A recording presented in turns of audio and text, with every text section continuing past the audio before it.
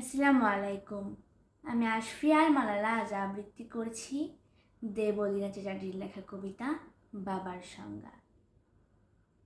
তোমার কাছে তোমার বাবা হয়তো রাজার রাজা, আমার বাবা খুব সাধারণ, রোজ খেটে খাওয়া প্রজা। তোমার জন্য তোমার বাবা হয়তো চাঁদ পেরে দিতে পারে, আমার বাবা তো হতদরিদ্র, খালি হাতে ঘরে ফেরে। তোমাদের বাবা খুব ফিটফাট, গায়ে স্যুট, হাতে ঘড়ি। আমার বাবাটা ভীষণ অগোছালো, মুখ ভরা পাকা দাড়ি।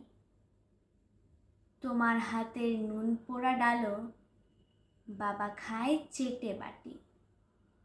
আমি তো দারুণ রান্না করি, তবু বাবা বলে মোটামুটি।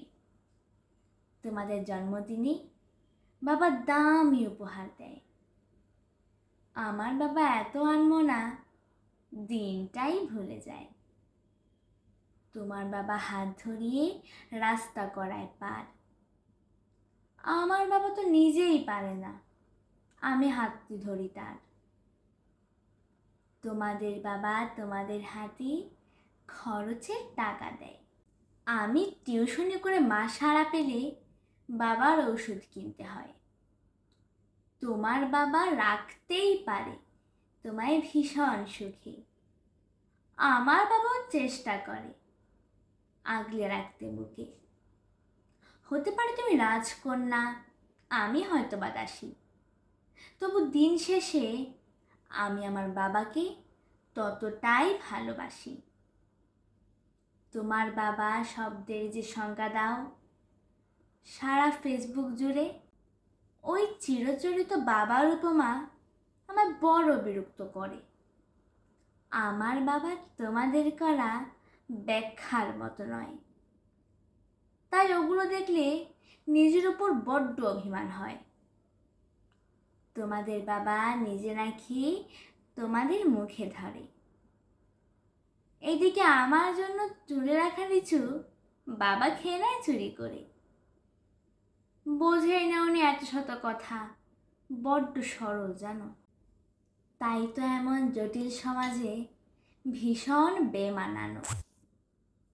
শাসন যদিও করে না তেমন, তবে খুদ খুব ধরে, অথচ বন্ধু মহলে আমার পিছনে আমারই তারিফ করে। আমি নিজেও ওনাকে বকাবকি করি, ভুল করলে আকস্মাক, আবার কেউ ওনার দিকে আঙুল তুললে ভাঙতে পারি সে হাত। বাবা পরীক্ষার আগে সংশয় বলে, পাশ করবি তো বল। রেজাল্ট বেরোলে ভালো ফল হলে তার দু চোখেই জল।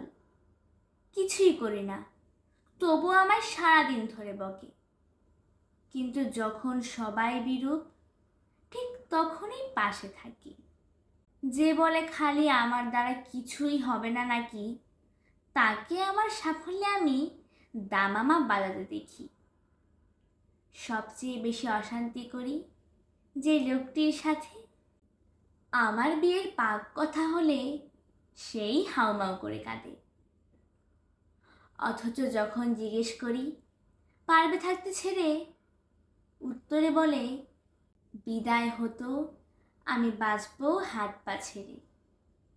অনুতাপ জমে বুকের গহনে, অভিমান জমায়, সময়ের সাথে যদিও আবার সে বরফ গলে যায়।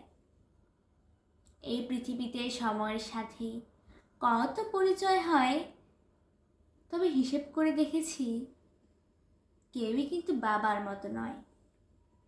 সম্পর্কের সমীকরণেরা রোজ বদলায় মান, তবে প্রথম সারিতে বরাবর থাকে বাবা মায়েদের নাম।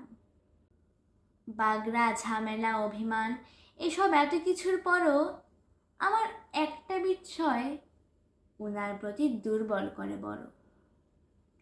আমাকে আমার প্রিয় মানুষেরা এত নামে ডাকলেও বাবার মতো মা আমার বলে কই ডাকে না তো কেউ।